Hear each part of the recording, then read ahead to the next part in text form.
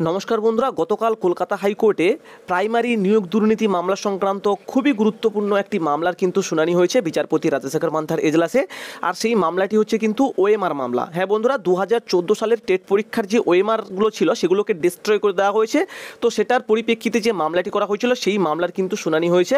তো সেখান থেকে কি আপডেট উঠে এসছে বা পর্ষদ কিংবা সিবিআইকে কি নির্দেশ দিয়েছেন বিচারপতিরা, তো সমস্ত কিছু আলোচনা করবো এই ভিডিওটার মধ্য দিয়ে। তো অবশ্যই পুরো ভিডিওটা দেখো, আর চ্যানেলে তোমরা নতুন হয়ে থাকলে চ্যানেলটিকে অবশ্যই সাবস্ক্রাইব করে দিও, ঠিক আছে?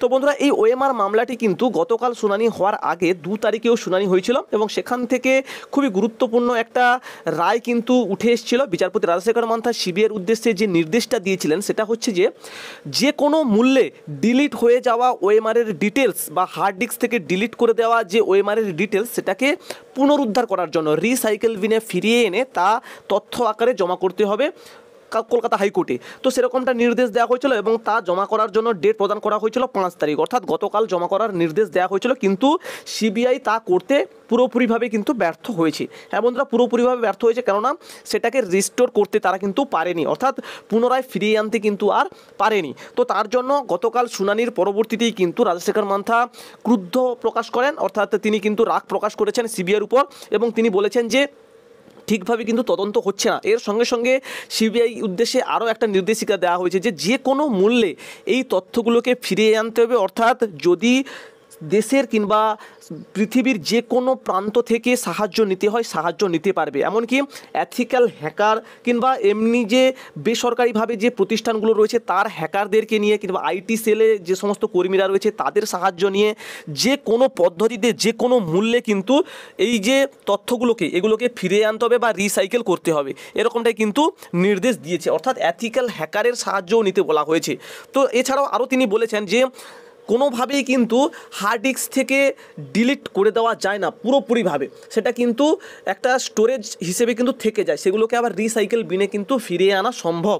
তো সেই তথ্যগুলোকে যাতে ফিরিয়ে আনা যায় সেই জন্য যে কোনো মূল্যে এগুলোকে ফিরিয়ে আনতে হবে। তার সঙ্গে সঙ্গে এই যে বিষয়গুলিকে যতটা সম্ভব তাড়াতাড়ি করতে হবে এবং একটা টাইম দিয়ে দেওয়া হয়েছে 6 সপ্তাহ, অর্থাৎ 42 দিন কিন্তু টাইম দিয়ে দেওয়া হয়েছে। এই 42 দিনের মধ্যেই কিন্তু যাবতীয় কাজকর্ম কমপ্লিট করতে হবে, কেননা পর্ষদ থেকে যে বিষয়গুলো জানানো হয়েছে, যেগুলো ডিলিট করে দেওয়া হয়েছে, সেগুলো ভিত্তিতে কিন্তু কোনোভাবেই ডিসিশান নেওয়াটা সম্ভব হচ্ছে না। তো মোটামুটি এই যে ডিলিট হয়ে যাওয়া যে তথ্যগুলো এগুলোকে কিন্তু রিসাইকেল করা অত্যন্ত জরুরি। তার জন্য এথিক্যাল হ্যাকারেরও কিন্তু সাহায্য নিতে হবে এবং পুরোপুরিভাবে ঝাঁপিয়ে পড়তে হবে এই বিষয়টার উপরে, ঠিক আছে? এরকমটাই কিন্তু জানিয়েছে। তো এছাড়াও পর্ষদের উদ্দেশ্যে যে নির্দেশিকাটি দেওয়া হয়েছে সেটা হচ্ছে যে এই সমস্ত যে কাজকর্মগুলো হবে এগুলোর দায়ভার কিন্তু নিতে হবে পর্ষদকে, যাবতীয় খরচ তার কিন্তু দায়িত্ব নিতে হবে পর্ষদকে, কেননা পর্ষদের গাফিলতির জন্যই কিন্তু এরকম সমস্যাটা হচ্ছে, ঠিক আছে? তো পর্ষদকেই কিন্তু যাবতীয় দায়ভার নিতে হবে, এরকমটাই কিন্তু জানিয়েছে। তো দেখা যাক, 42 দিন পর্যন্ত তো টাইম দেওয়া হয়েছে, তো সেই 42 দিন মধ্যে কি হয় সেটা অবশ্যই আমাদেরকে দেখতে হবে এবং কোনো আপডেট পেলে অবশ্যই তোমাদেরকে জানিয়ে দেবো।